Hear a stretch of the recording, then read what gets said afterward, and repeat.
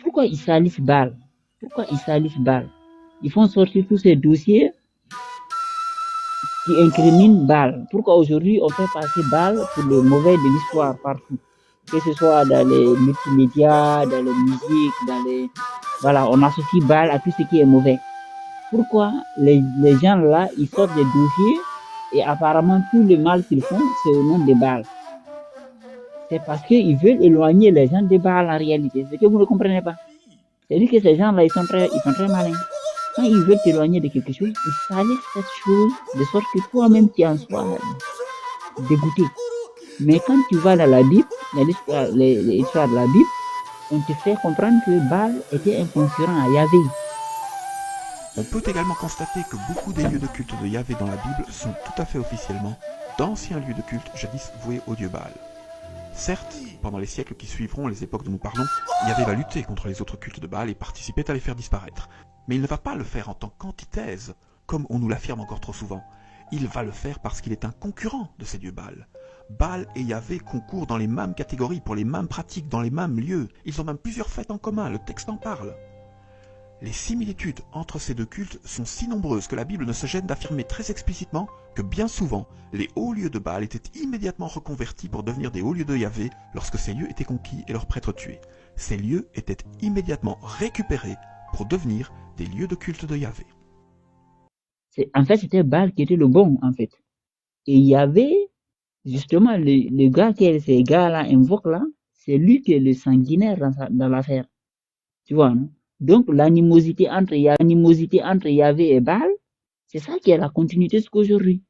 Ce dieu est un des plus ignobles salopards que l'humanité ait jamais inventé. Dans l'épisode précédent, consacré au chapitre 25 du livre des Nombres, des Israélites jouent à Zizi Pampan avec des femmes moabites, lesquelles incitent ensuite leurs amants du moment à participer à des cérémonies et des sacrifices de leur culte païen de Baal Péor, ce que ces bougres d'idiots s'empressent d'accepter. Cette reddition sans condition n'est pas franchement du goût de Yahvé qui, en guise de punition, frappe alors le peuple entier d'une peste qui fait plus de 24 000 victimes. Sans déconner. Sans déconner.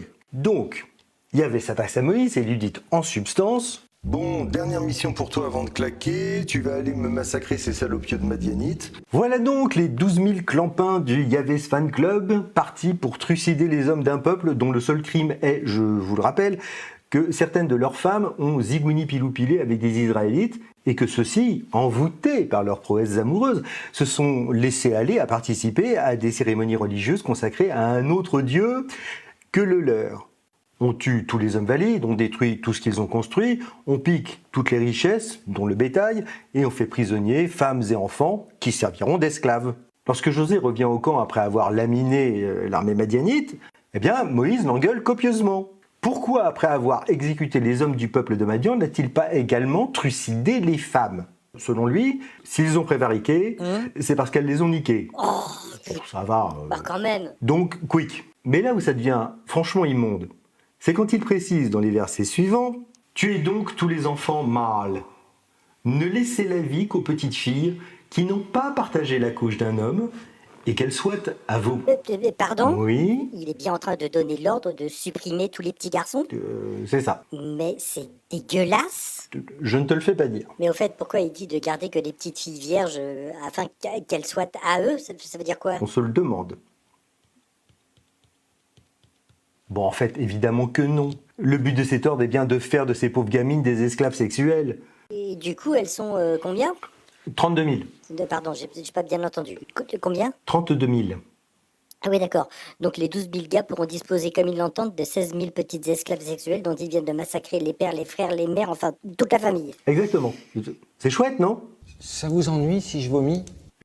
Maintenant, Baal, là, c'était la divinité de qui? En fait, Baal, c'est la divinité des pasteurs éleveurs. En fait, c'est Baal qui est le bon. Et Baal, c'est Mohammed, en fait. Quand tu parles ici de Mohammed, là, c'est Baal. Quand tu parles de Jésus, c'est Baal. Si tu fous à la poubelle Baal, tu fous à la poubelle Jésus, tu fous à la poubelle Mohammed, tu fous à la poubelle Moïse. Parce que toutes ces divinités-là, ils renvoient à Baal, en fait. C'est Baal qui est le fils de Dieu dont on parle. Tu comprends, non? C'est Baal. Donc, en fait, l'ennemi, qu'est-ce qu'il veut? Il veut empêcher, en fait, la reconnexion de l'humanité, tu vois, non, à l'énergie primaire du divin réel. Parce que tu peux pas te connecter au divin si c'est pas à travers Baal, en fait, à travers son élu, à travers sa première occurrence. Parce que, en fait, c'est comme nous dans notre mythologie, nous, les Peuls, on dit que il a créé Netlo. Netlo là, c'est l'homme cosmique qu'on appelle Adam Kadmon.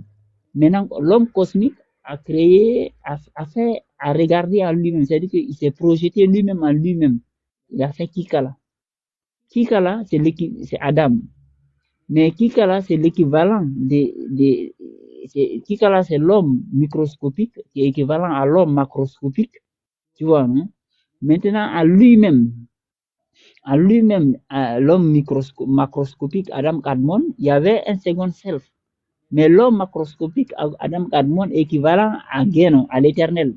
Pourquoi il est éternel? Parce que lui, en fait, voilà, lui, il est éternel, en fait. Il n'a pas de début ni fin, il est éternel. Son activité de vie est éternelle. Voilà. Donc, il est l'équivalent à l'éternel. Adam Kadmon est équivalent à l'éternel, mais Adam Kadmon a vu un second en lui, qui était Nagara, la première femme. Donc, en fait, c'est la mythologie originelle. En fait, c'est pour comprendre, c'est pour ça que les chrétiens, là, ils parlent de ça, mais il est éternel Suleiman, Baal. Justement, Lamine, par rapport à Bâle, toi, tu as fait des vidéos où tu as dit que c'était pas forcément négatif. Mais tu as vu ce qui est sorti récemment avec l'affaire Epstein.